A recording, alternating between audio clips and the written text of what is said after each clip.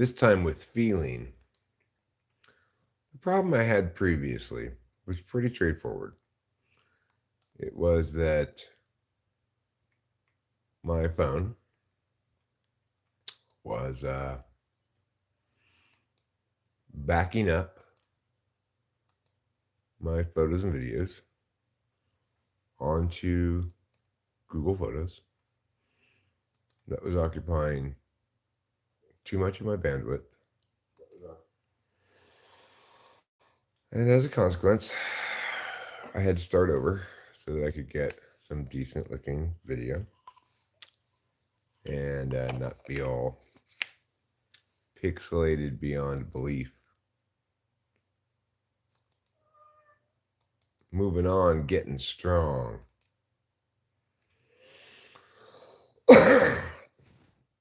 So anyway, um, needless to say,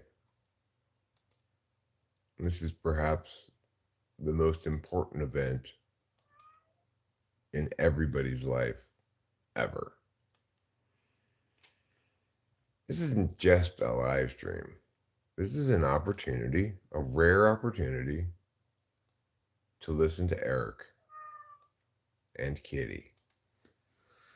You know, in this modern day and age, we don't get a lot of opportunity to listen to Eric. He live streams like no more than twice a day.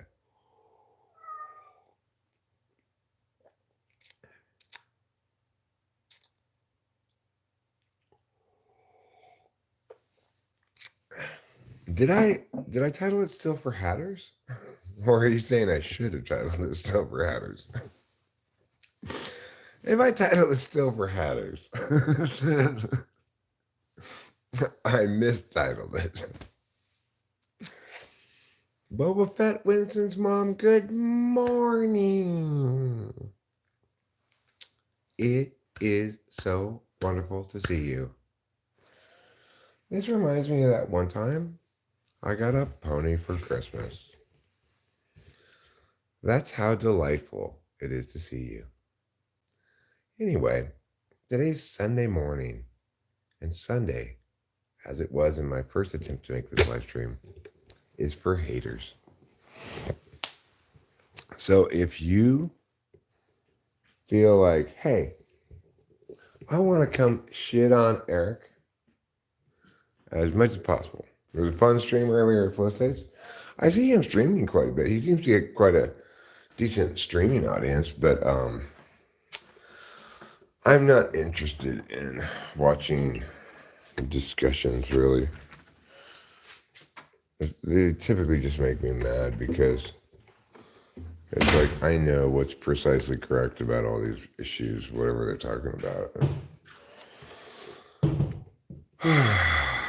Remediating other people's wrongness is not it's not very fun for me.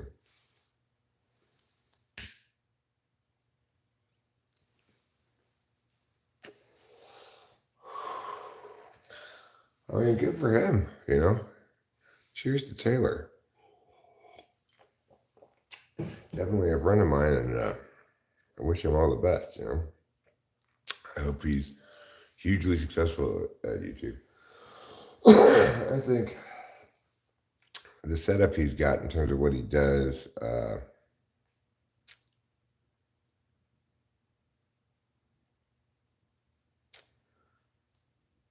he's got a perfect setup for an ESTP, right? He's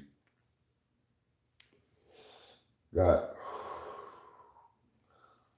ideas perhaps he wants to discuss, topics or whatever, but he doesn't have to come up with all the extroverted intuition himself, you know?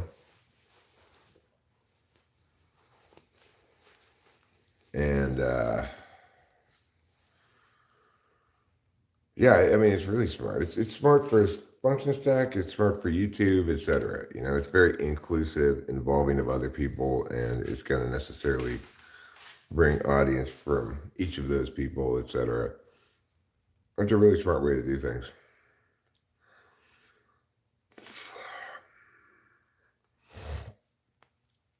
And most importantly, like for him, he doesn't have to do this, right?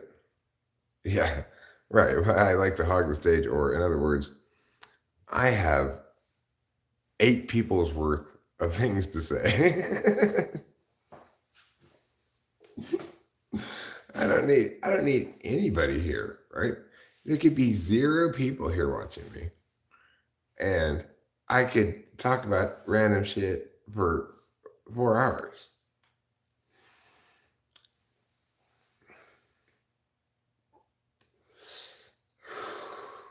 I had plenty of live streams in my life where there was nobody there. But I was just, I mean, they weren't necessarily live streams. They were like the old thing I used to do before live streams on YouTube, where you have a room that people go to, and then a setup where it's automatically videoing the room, uploading those videos. I had plenty of instances where I didn't have anybody there and I'd talk for hours.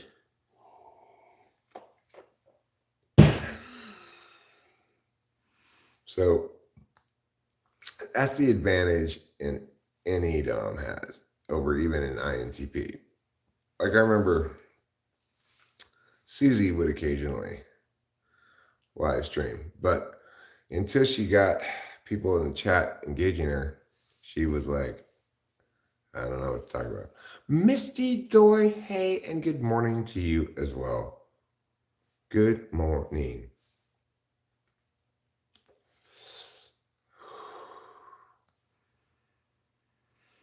Yeah. Well, I don't know if rapt attention is. You may be affording a little bit more credit than I deserve, but I can keep my own attention. I can keep myself entertained. And I do this even when I'm not live streaming. I can keep myself entertained just by talking. I have long conversations with Tiffany when there's nobody watching. When Rachel's asleep and I'm not live streaming, I have long conversations with Tiffany. Or I'll just act out little scenes that I think in my head. Well, it's bad for your health. My lungs are a little different than yours, Mr. Doy. My lungs require regular application of smoke in order to continue functioning properly. I'm a little bit more evolved than you, and I had a mutation that helps my lungs be more well adapted to the modern world, which is full of pollutants and in the air and stuff. So that's why I have to smoke to stay healthy. But I tell you what, Misty Doy, I'm going to do right now, which I think we can both agree is healthy for everybody. In just a little bit, I'm going to let you be a part of it. I'm going to poo. Yes, I drank from the hose. Of course I drank from the hose. Who doesn't drink from the hose? I still drink from the hose.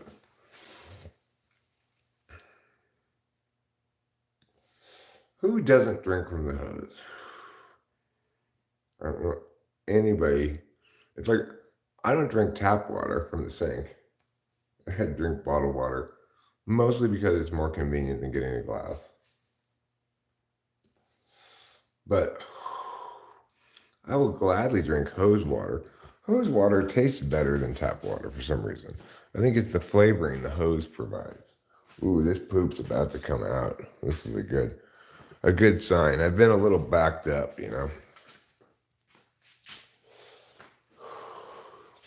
Apparently, no, I don't drink alcohol. I mean, do I like it? Yeah, way too much. So I don't drink it at all.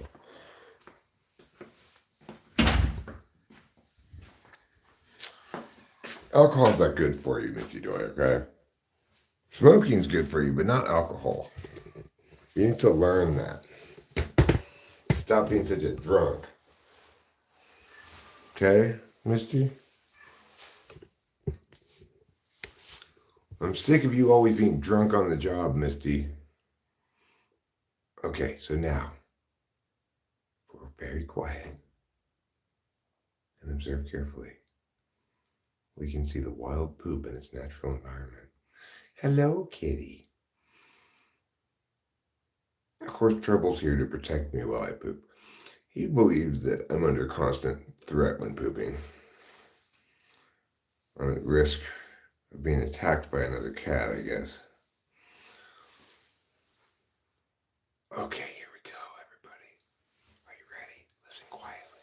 This is important. Oh, you want my glasses fob, huh? All right, I'm gonna move this back a bit so that I can move this ladder that I put here to put my feet up on. Oh yeah, that's what you look for in a poop right there. A single large poop. It comes out in one piece. Misty Joy's into cricket? Cricket, huh? You should hang out with Boba Fett. He's also into cricket. Most of the things Boba Fett says around here are about cricket. About how, like, I know it's not as good as baseball, but it's what we play here. Things like that.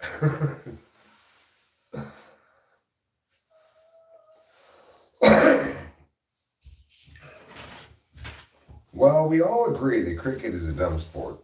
People in other parts of the world watch it anyway.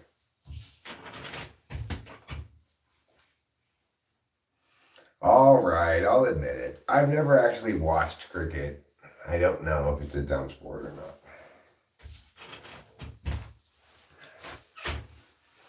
I will give them credit for catching balls without a glove or a mitt. So they get credit for that. Ruse Moose, hello to you as well.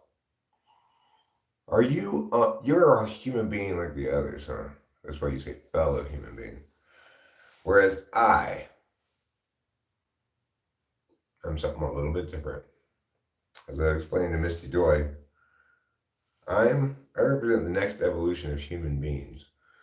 I was born with lungs that function better with air pollution and smoke.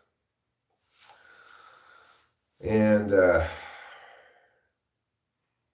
with the many advantages that gives me, I'm sure to pass my genetics on, my evolved genetics on, to myriad children and, ultimately change the genome of the species so much that a new species emerges from our genomic pool called pig people.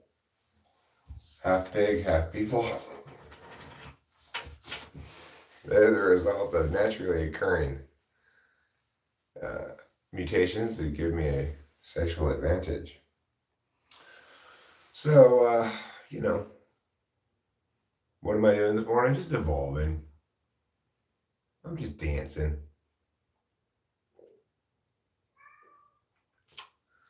If it's been a while since you've listened to Eat, Sleep, Rave, Repeat, go ahead and take a little break from the stream. Go listen to it. Enjoy it. Then you'll remember, when in doubt, eat, sleep, rave, repeat. When somebody critiques you, you say to them, I'm just dancing. I like it here. I like the lighting. Nobody's got any rebuttal to that. There is no rebuttal to that. It's the best argument imaginable. Will you stop meowing at me? I'm not done pooping yet. I'm almost done, okay? Then we'll go watch you eat. Even though I have already watched you eat this morning, and I don't know how many times I need to watch you eat before you're satisfied.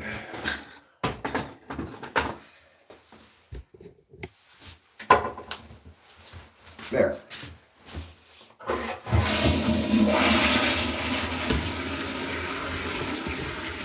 Well, needless to say, that was a very good and satisfying poop. It makes me feel like, hey, it was the right decision to get up this morning.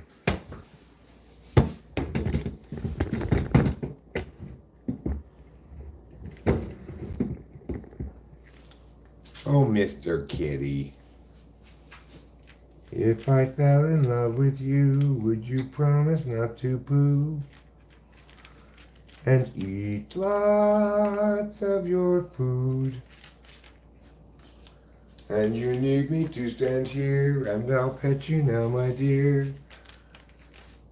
Just holding hands.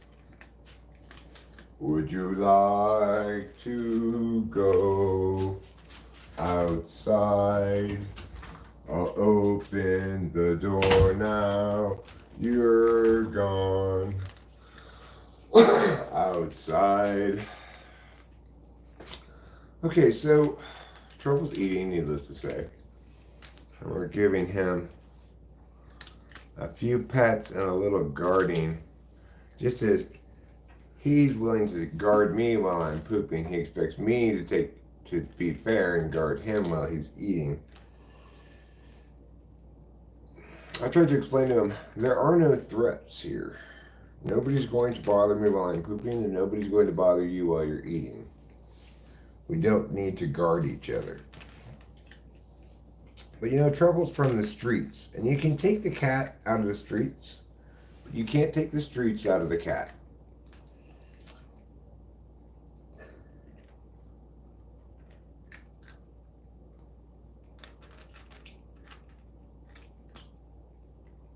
Trouble's a lot like Ice Cube from NWA. He's angry at the police and not unwilling to rap about it.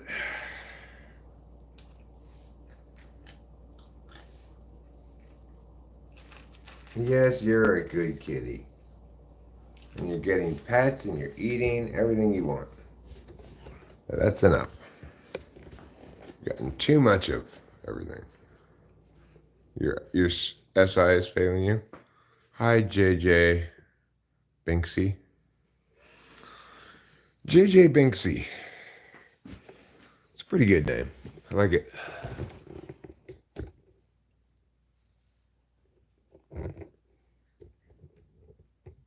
I don't remember you ever saying that to me, so it must have been somebody else. I feel you both. And my SI is not great either. Jar Jar's cousin. JJ Binksy is Jar Jar's cousin, but unlike Jar Jar, he speaks normally. And he doesn't really have any good explanation as to why Jar Jar talks like he does. He says, well, when we were about 12, Jar Jar started affecting this sort of pigeon accent. I told him it's offensive, and regardless, nobody's going to think it's cool. It's kind of like, Pauly Shore wheezing on the J's. Your affectation is unnecessary, and it's just going to cause people to think less of you. But he insisted that's who he was, as per Malibu's Most Wanted, that he naturally talked like that. Anyway, his parents took him to a psychiatrist, and they prescribed him tramadol, but he still talked like that. And eventually, he went on to ruin several, or at least one, Star Wars movie. And his brother JJ was like, Jar Jar, it's one thing when you're just making a terrible decision and making people think, like, what's up with this guy? It's another when you're ruining a Star Wars movie. Just knock it the fuck off. And that's when Jar Jar learned an important lesson that day. Namely, that was the important lesson he learned. I think I might use this bottle here to make a new doll using this tubing stuff I got. This tubing has a hole in it, so you can take out one hand and replace it with a different hand or something. I just have to make little things to put there. Anyway, it sounds kind of fun to make a doll. And Oppa Gangnam Style. Well, no, it's gonna be the person that she stole this arm from, maybe. So the person that I make with this pill bottle will only have one arm. Will come around and try to get his arm back from Tiffany. And Tiffany will be like, I found that. Now I belong to me.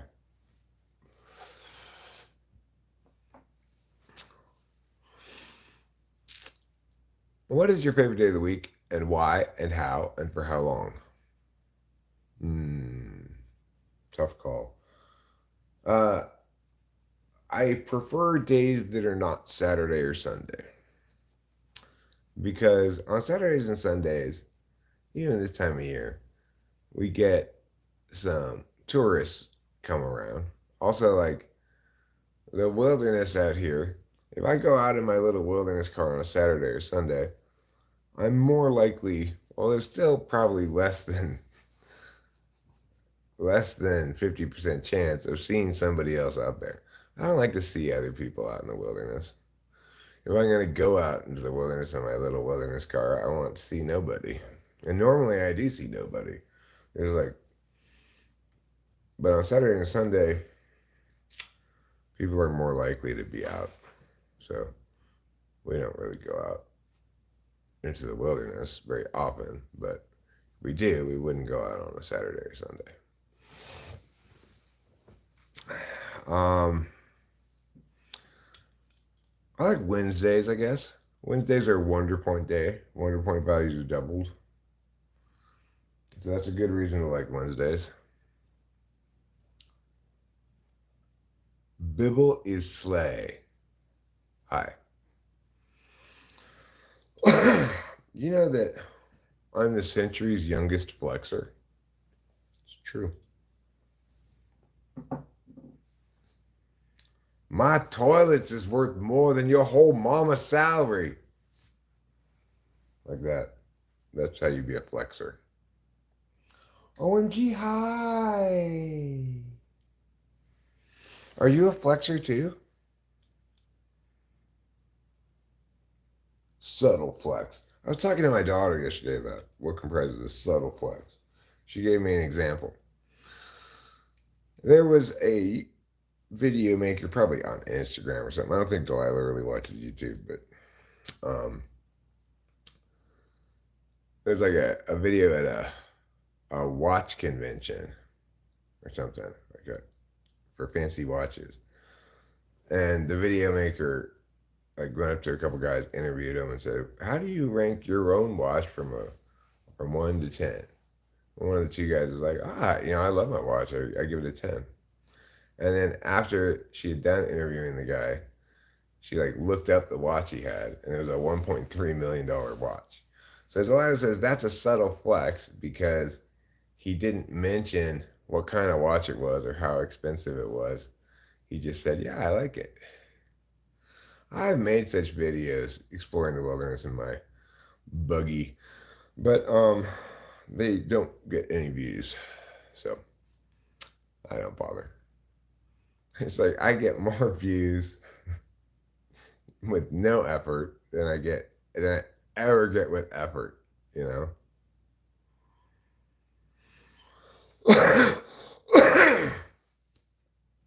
So last night, well, that's it smoking. I came up with what I thought was a pretty good joke. I was making a pot roast, you know. Then I went inside, recorded it. Took like 9 seconds to record. I uploaded it. Took like 1 minute to upload it. Bam, 1,500 views. What was the joke? Pot roast is like making love. After 12 hours, the meat gets very tender.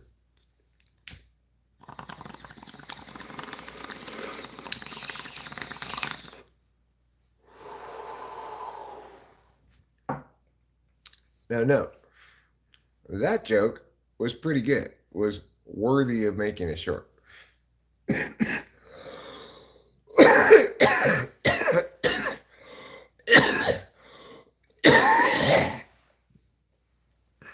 But you'll note that it doesn't even matter if it's any good.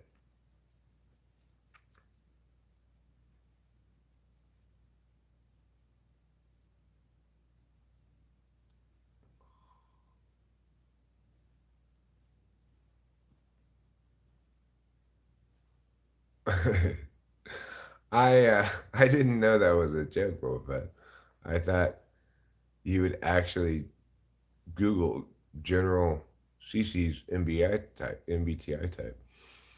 I don't know who General CC is. You put it in parentheses, Egyptian main guy. I get the fact that his name is made out of two SIs, but I still don't interpret it as a joke. Um, Now, in contrast, my pot roast joke was a joke. You might not think it was a good joke. It might have fallen flat for you, but nevertheless qualifies as an actual joke. Um, but it's like it doesn't even matter if I make a joke or have a good, clever idea or anything.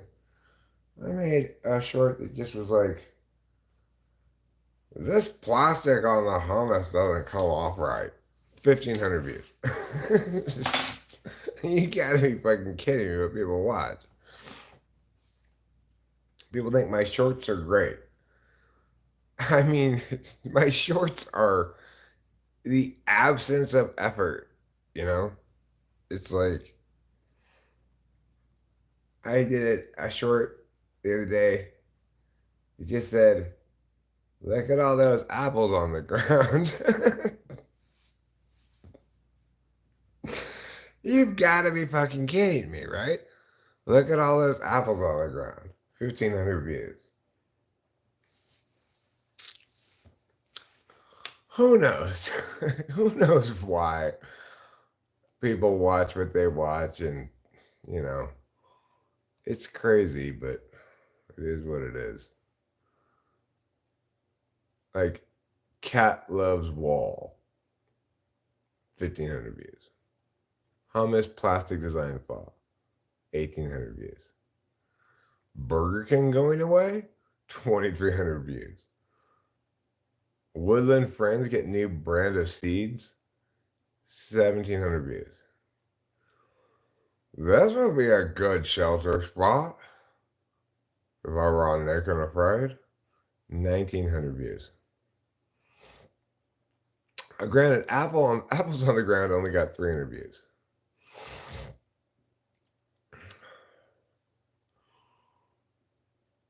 Man on a Stump got 250 views only. So I say, I'm a sad man on a stump. That's it. That's all I said. Making two scissors go like this and pretending and kindly scissors battle for dominance got 1,900 views.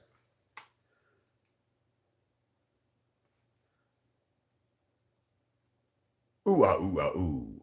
It's the song that I got. Ooh ah ooh ah ooh. It's the song that I want. Ooh ah ooh ah ooh. What I wanna do, I wanna sing. What I wanna sing, I wanna sing. Ooh ah ooh ah ooh ah ooh ah ooh ah ooh. That got 1,800 views.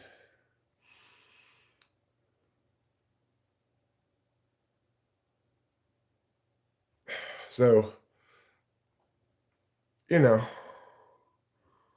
basically I just gotta make random shorts. If I made a lot of random shorts all day, I'm sure I'd get shit tons of views every month. I don't know if it would pay very much, but it doesn't really matter. I don't care.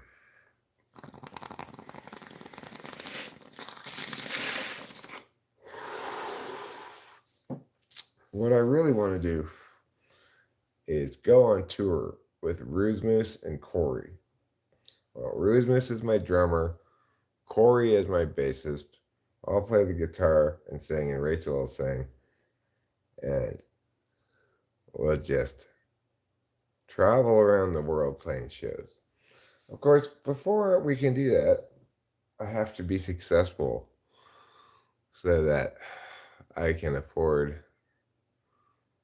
to do that and make money instead of lose money. And being successful is hard. I fully believe I have a sufficient catalog of excellent songs and sufficient ability to execute such live that if I could just successfully produce things so that they they were just fucking full on bangers or whatever, then maybe I could get enough popularity that I could go on tour and we could charge $30 a ticket and sell out 1,000-seat venue and make $30,000 a show. And each of us keep like, it's me, Rudmus, me and Rachel will take one cut, I guess. I know Rachel should get a cut too. We each take 25% of the profits. Figure expenses cost you $5,000 a show, so split $25,000 in four. Call it 26, so it's easier. $6,000 a show. We'll play every night. Some days play 2 shows for like a whole year. Then we'll all have a lot of money. Wouldn't that be good? Money's correct. I should sell feet pics. Um, I've been inspired by, I think it's Gwyneth Paltrow.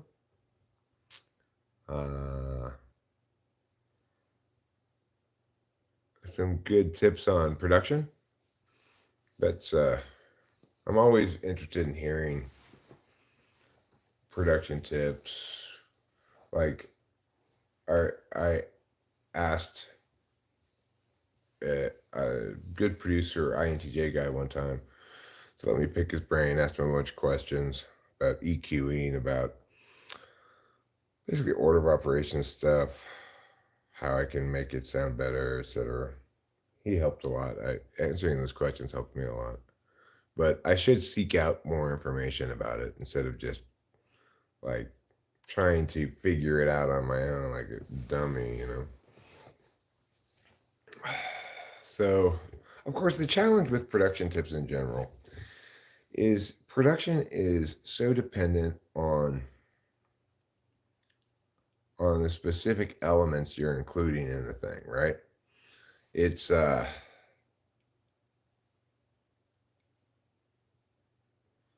goal is to get things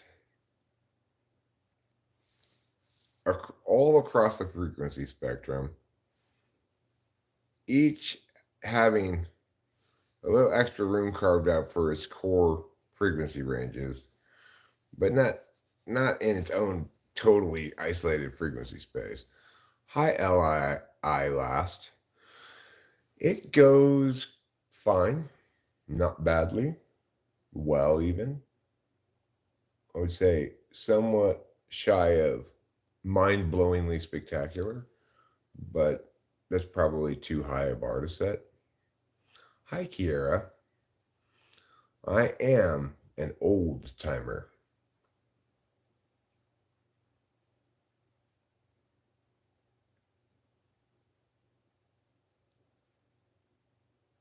Those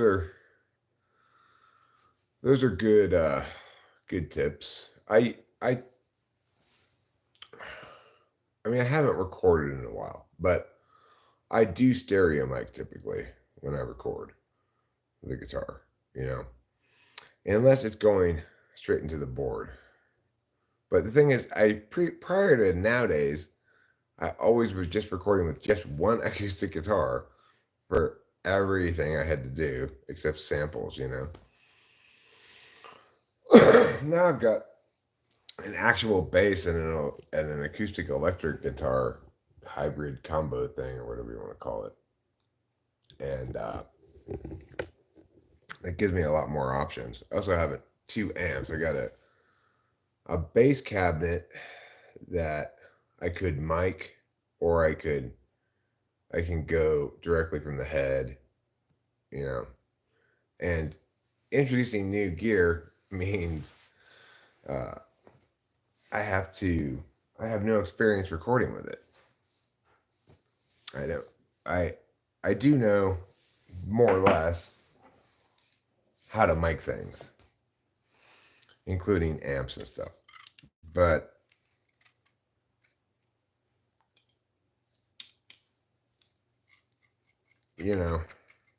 with that acoustic guitar that I was using, like I knew its frequency signature really well.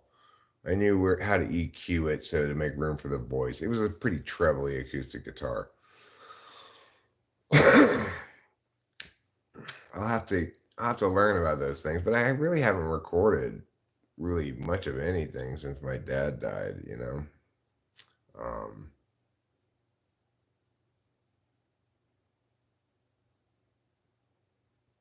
I do feel as though I'm ready to get back into the life I once led before a bunch of crazy shit happened, you know. It used to be that I'd get up.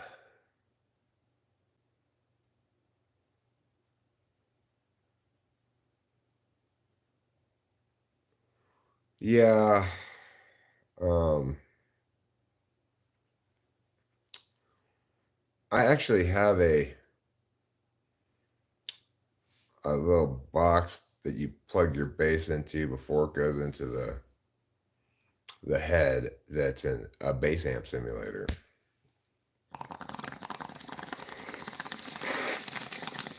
But it's not great. Uh,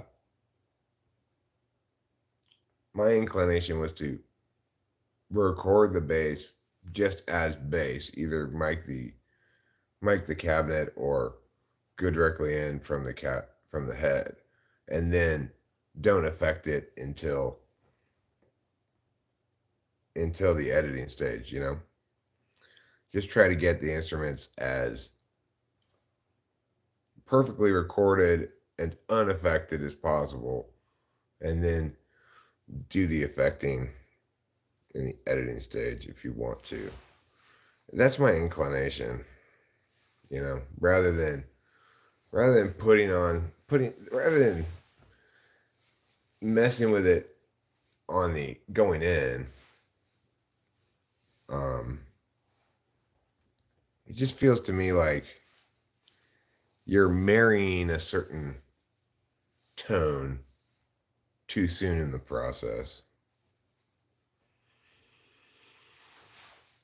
Yeah, there's no end to how anal one can get. And the thing is, successful production of a track is it's about getting every single little detail right.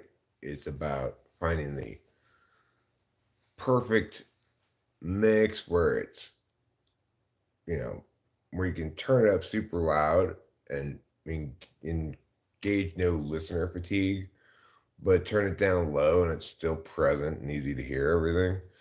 If you can do that, you're killing it, you know. I never really feel confident about what to think about a given mix until I listen to it in the car as well, you know. Because most music I listen to in the car. So I know what things sound like in the car.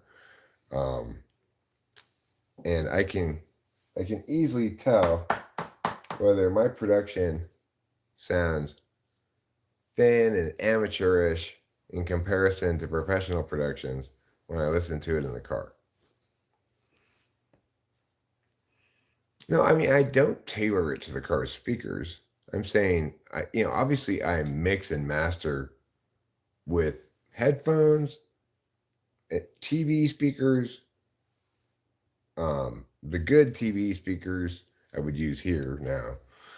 The other pair of headphones, obviously I mix and master listening to it through multiple speakers, but I never really feel confident that I nailed it until I hear it sound right in the car,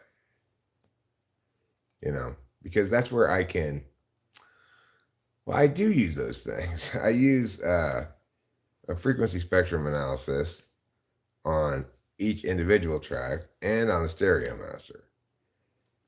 So it's not like I'm an idiot who knows not at all what he's doing. I'm just not a good enough producer to. I mean, it's kind of unfair of the world the way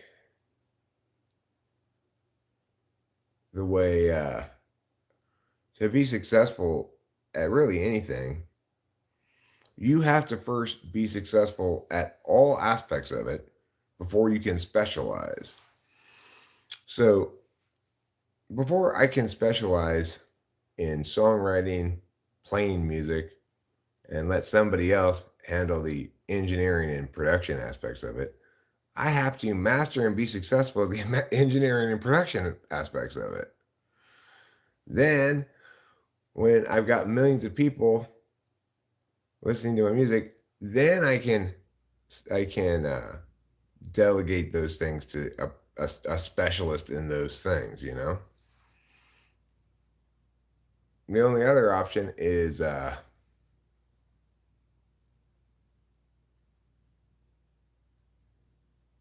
do mastering in the morning because your ears wear out during the day. I mean, my ears don't wear out during the day. I hear just as well at night as I do in the morning. Where did your teacher get this ridiculous notion that ears wear out over the course of the day? The thing is, it is the case that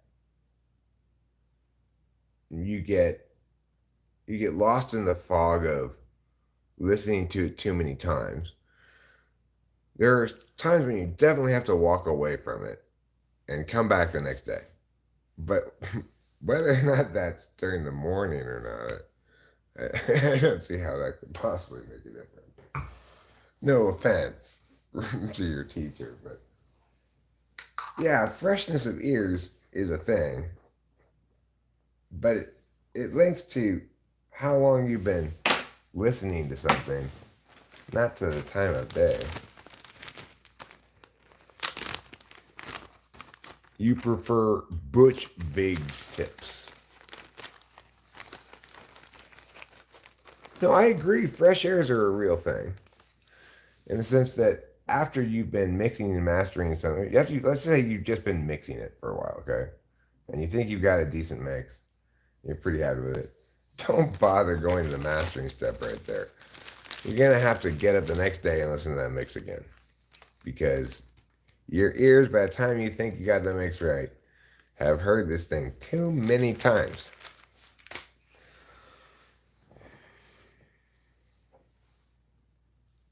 So, yeah, you definitely have to walk away from it and listen to it with fresh ears. But I don't think that has anything to do with the time of day.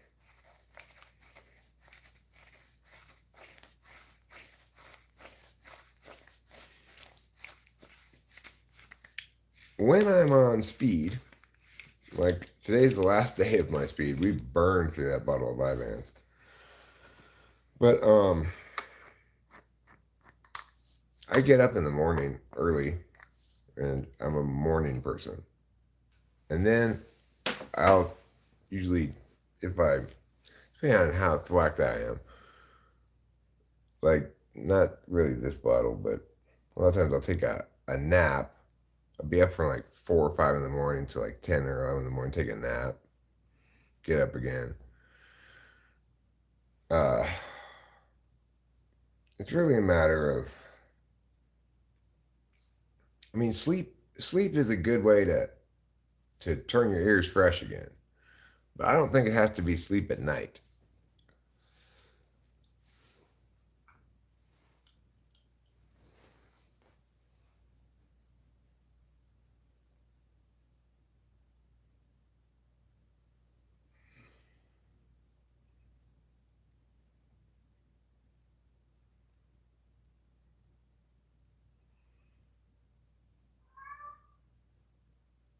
Yeah, walk away for a day or two is necessary.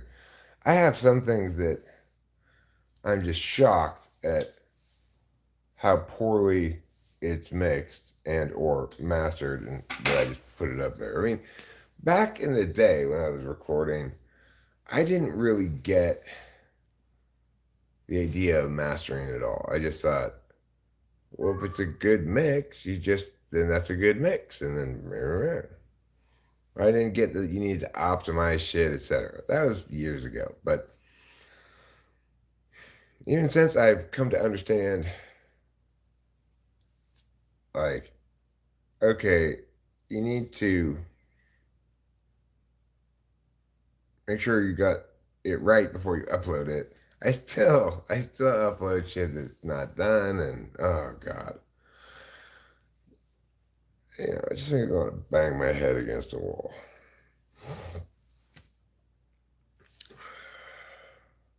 And the thing is, there's a couple of ways in which a person could, in theory, become or garner some success playing music. One of which is to go around and play a lot of shows, but you have to have garnered some success first before you can even book those shows. And like, I'm quite convinced that were Rachel and I to play a short set in most any context, um, with an audience that never encountered us before, didn't know any of my music at all, that we'd get a very positive response and leave a strong impression on people. I feel confident about this because I know how low the quality of singer songwriter stuff is almost always. It's very low quality. It's hard to do. It's hard to pull off engaging an audience with a guitar and a voice or two. Um, the only way to pull it off is to both execute perfectly and have actually pretty great songs that they go, people, the first time they hear it and the first time they hear you doing it, they go, wow, did you write that song? When you have that and you execute properly, you can, like Rachel and I could be very successful in any context playing a short set. But we're not very well motivated. Like, we're not I'm not making it happen, right? I'm not going out of my way to. I've had plenty of opportunities to network. I've had multiple opportunities anyway already around here to network with other musicians and just basically haven't. The guy I bought this guitar and the bass from in separate occasions, Mojo Music guy, he invited me to come record at his studio, but I never followed up on it or anything. I definitely should have, maybe still should, but um, I'm not accustomed to doing music with other people at all. And in fact, I don't even believe in really musical collaboration with anybody except a drummer. When I played with, well, I mean, I trust Corey too. So it's like, uh, if I'm playing one of my songs and it doesn't necessarily have a specific bass line, in other words, the bass line just is going, just basically comping, going with the chords. Well, I totally trust Corey to play whatever he thinks is best on the bass underneath that track, that song of mine, right? I wouldn't even think about interfering or suggesting something other than whatever it is his artistic choices are. Same with the drummer, not because, um, and that's because mostly, like the drummer I worked with when I was playing with the Talking with Famous People band was named Nick Janislani, and uh, he was a former middle school student of mine. I saw him play drums when he was in middle school. I was like, wow, that kid's fucking good. And then, like 5 years later, 6 years later, or something, I I contacted him via Facebook and hired him to be a drummer for me in my band. And I never. told him what to do or questioned what he was doing at all. He knew what to do with the drums. He'd sometimes ask me a question like, do you think I should do it like this? And I'd be like, either, yeah, that sounds cool, or maybe I'd say, I think you should just keep it that way. Right. But it was usually a wise choice of his, and he didn't even need to ask me because I don't consider myself knowledgeable enough to know what drum beat goes under something. It's I have trouble with it when I'm just trying to find like backing tracks for a given song or just trying to program basic sampled drums for underneath the song. I have trouble figuring out what beat should go underneath it. So I don't tell the bass player what to do if he's Corey. If he's not Corey, the bass player is going to have to listen to me because I've encountered too many horrible bass players who think that putting more notes in is a good idea. Like, bass, do your job. You need to lock in with the drums and be a solid rhythm section. I do not need you showing off your chops you developed while practicing scales like an idiot.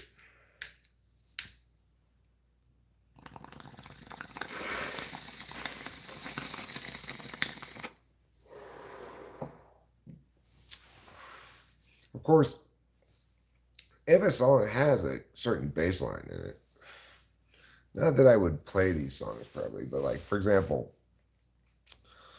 Helen Gurley has a great bass line. That's the soul of the song is the bass line. Compton, Better Stop Barking. It's defined by its bass line, and I wrote the bass line. If we were to ever play something like um, Carl's Had Enough, there's two guitar parts to that, one of which should be played on the bass, really. And that's already defined.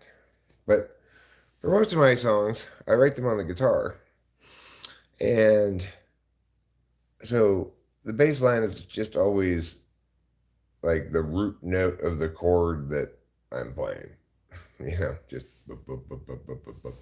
Because I want the rhythm section to do what the rhythm section is supposed to do. And I don't necessarily have a lot of ideas about what would sound cool on bass, I don't know.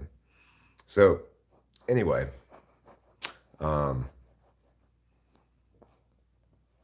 but regardless, I have very little except for delegating drums and on occasion getting lucky enough to play with Corey. I have very little experience collaborating on anything, and I don't think in general collaboration is good. There should be a single person whose vision it is that's being executed. The other people involved, ideally, are good at doing their part in executing that vision, good enough that you don't have to make all their decisions for them. But regardless, you have to own everything. Like, if the drummer's doing something that's not right, you have to say you got to do something different. If the bassist is doing something that's not right, you got to tell them you got to do something different. And when I had a keyboardist, Anthony Janissani, Nick's brother, who was an excellent keyboardist, he needed a lot of direction because he had too much extroverted intuition.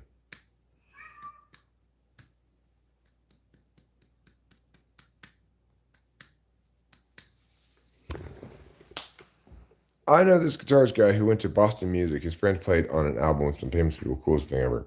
Living vicariously as the shite. Well, I don't know what Boston Music is. What do you want, Trouble? You want me to watch you eat again? You cannot even possibly still be hungry. You want more food on your plate? I'll get you more food.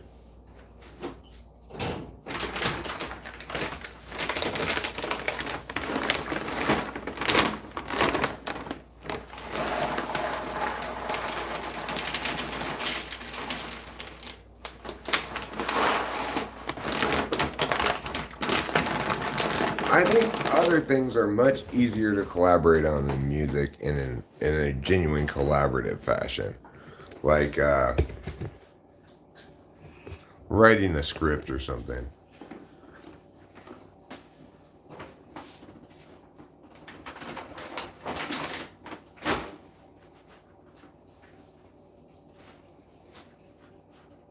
Or, well, like what Taylor was doing in his live stream, right? He gets a bunch of people there. He's got a topic. He lets everybody chime in about what their opinions about it are, and it's I guess you'd call it a panel discussion. Um, he's collaborating with other people successfully to make YouTube live streams that get an audience that's quite a bit larger than mine. And that's a good way of collaborating. It's a good thing to collaborate on because it allows him to generate a lot of content without having to have as much extroverted intuition as would be required to generate that much content by himself.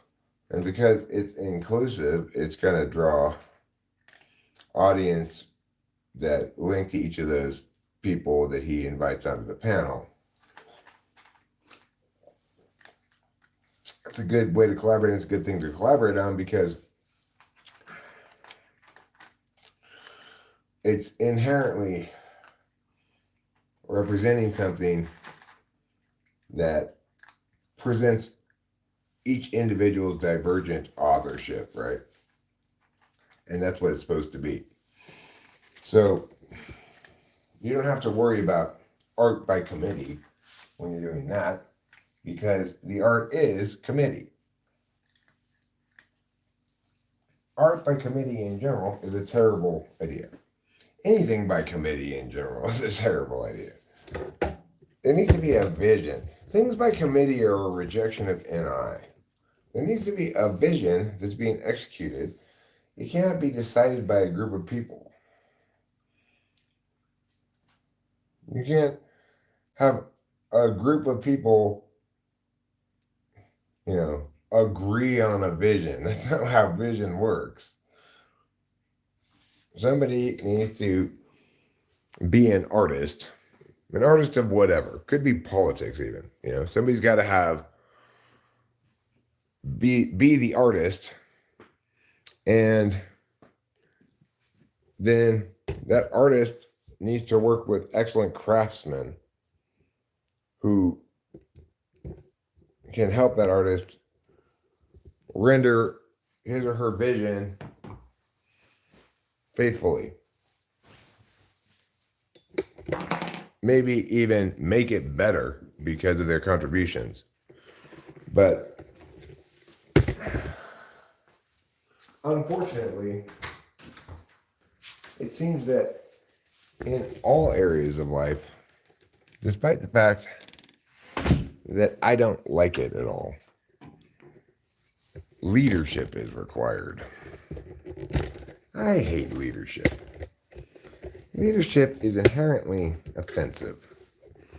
It's a rejection of the notion that every individual can and should be his own sovereign king,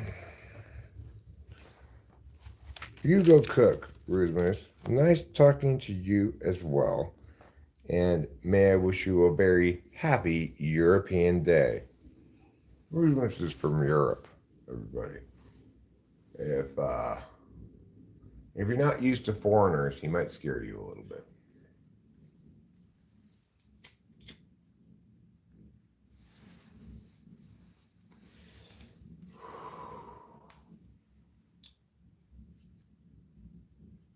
Well, the blue jay is eating some seeds. I think they're not as thrilled with this mix of seeds as they would be with straight sunflower seeds, because birds just really like sunflower seeds a lot. But nevertheless, I additionally think that this assortment of seeds allows more kinds of birds to get in on the action. It's got some little bitty seeds that maybe the blue jays don't eat and the smaller birds like to eat. But I'm not really sure. I haven't been watching them eat much lately. I had to spend my time watching Trouble eat, of course.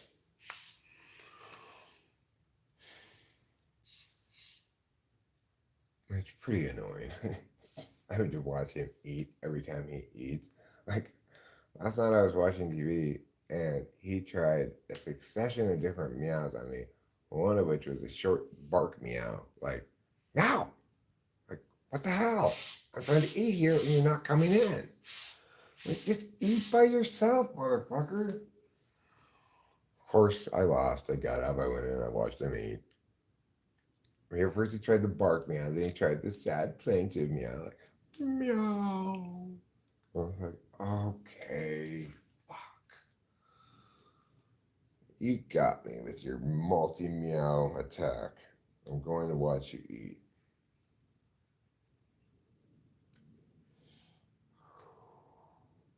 Multi meow.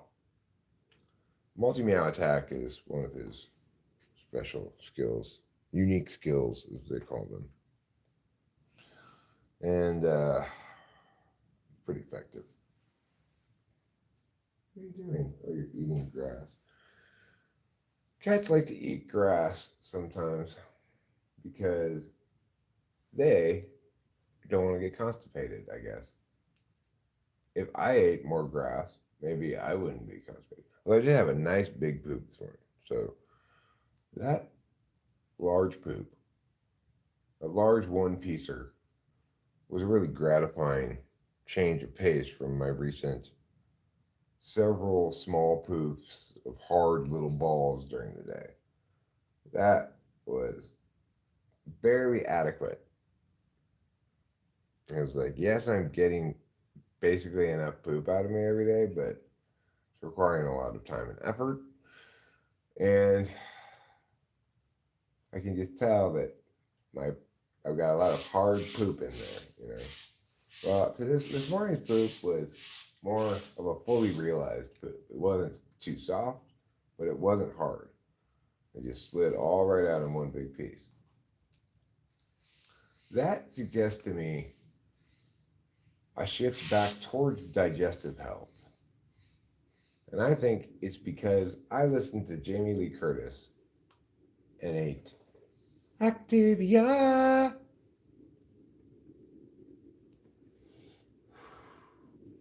No, I didn't eat any Activia. But I did have a salad the day before yesterday. So that might be helpful a little bit.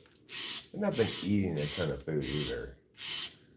And that's because I've been on amphetamines, which is a bit of an appetite suppressant. For those of you who don't know, it's been known to suppress a person's appetite. It's also been known to repress a person's appetite by putting it in prison for political dissidents.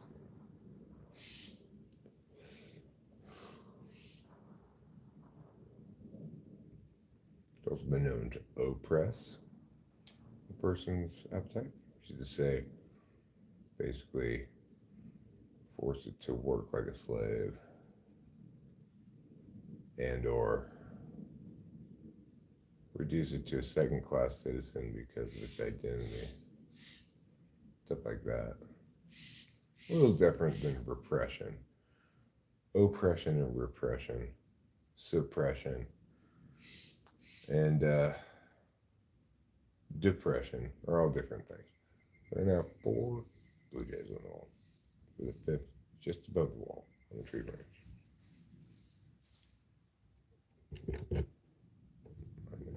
See if I can turn this without starting.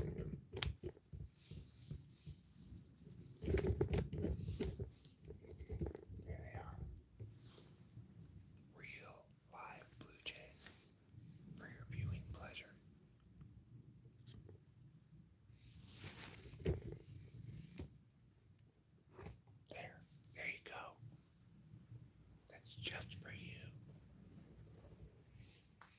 Well, they didn't like you looking at them. They accused you of leering, so they flew away. They can tell that my glances are non-leer. You know who is really known for leering a lot? King Lear. That's why they called him that.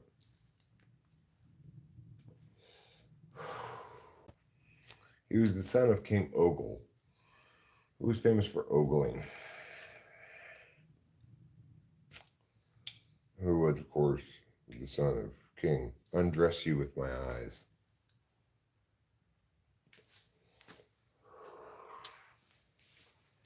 Stop undressing me with your eyes. It makes me feel naked. It makes me feel naked with my ears. When you undress me with your eyes, I feel naked with my ears. It's been a couple dozen lives and 100 million years.